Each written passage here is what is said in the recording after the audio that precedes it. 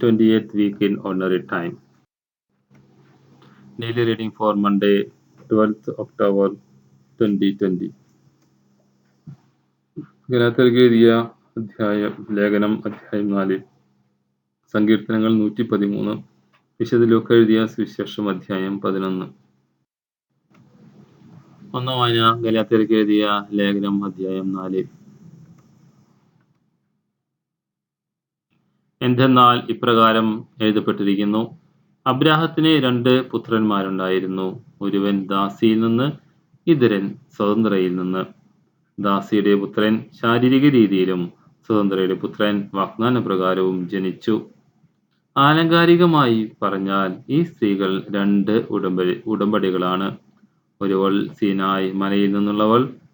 അവൾ ദാസ്യവൃത്തിക്കായി മക്കളെ ജനിപ്പിക്കുന്നു. അവളാണ് ഹാഗാർ. എന്നാൽ സ്വർഗീയ ജെറുസലേം സ്വതന്ത്രയാണ്. അവളാണ് നമ്മുടെ അമ്മ. എന്തുകൊണ്ടെന്നാൽ ഇപ്രകാരം എഴുതപ്പെട്ടിരിക്കുന്നു: അല്ലയോ പ്രസവിക്കാത്ത വന്ധ്യേ, നീ ആഹ്ലാദിക്കുക. പ്രസവവേദന അനുഭവിക്കാത്ത നീ ആനന്ദിച്ച് ആർപ്പു വിളിക്കുക. എന്തെന്നാൽ ഭർത്തി മതിക്കുള്ളതിനേക്കാൾ കൂടുതൽ മക്കൾ പരിത്യക്തയാണുള്ളത്.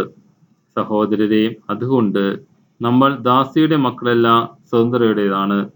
സ്വാതന്ത്ര്യത്തിലേക്ക് ക്രിസ്തു നമ്മെ മോചിപ്പിച്ചു. അതുകൊണ്ട് നിങ്ങൾ സ്ഥിരതയോടെ നിൽക്കുവിൻ. അടിമത്തത്തിന്റെ നുകത്തിന് ഇനിയും നിങ്ങൾ വിധേയരാകരുത്.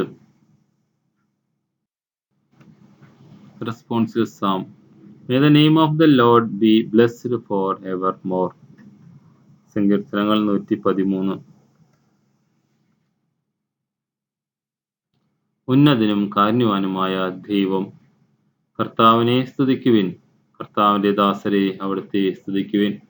കർത്താവിന്റെ നാമത്തെ സ്തുതിക്കുവിൻ. കർത്താവിന്റെ നാമം എന്നും എന്നേക്കും വാഴ്ത്തപ്പെടട്ടെ. ഉദയം മുതൽ അസ്തമയം വരെ കർത്താവിന്റെ നാമം വാഴ്ത്തപ്പെടട്ടെ. കർത്താവ് സകല ജനതകളുടെയും മേൽ വാഴുന്നു. അവിടുത്തെ മഹത്വം ആകാശത്തിന് മീതെ ഉയർന്നിരിക്കുന്നു.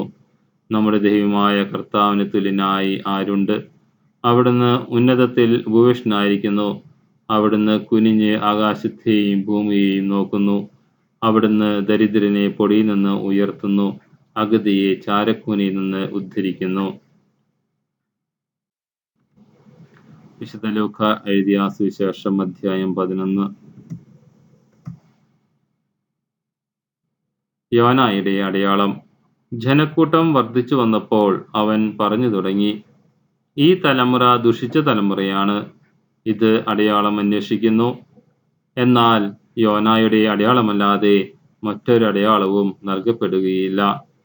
യോന നിനവക്കാർക്ക് അടയാളമായിരുന്നതുപോലെ മനുഷ്യപുത്രൻ ഈ തലമുറയ്ക്കും അടയാളമായിരിക്കും.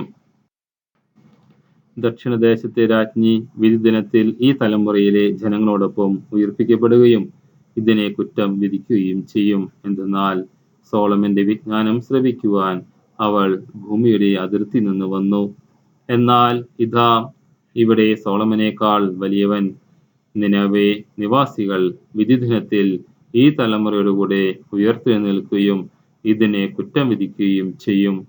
എന്തെന്നാൽ യോനായുടെ പ്രസംഗം കേട്ട് അവർ പശ്ചാത്തപിച്ചു.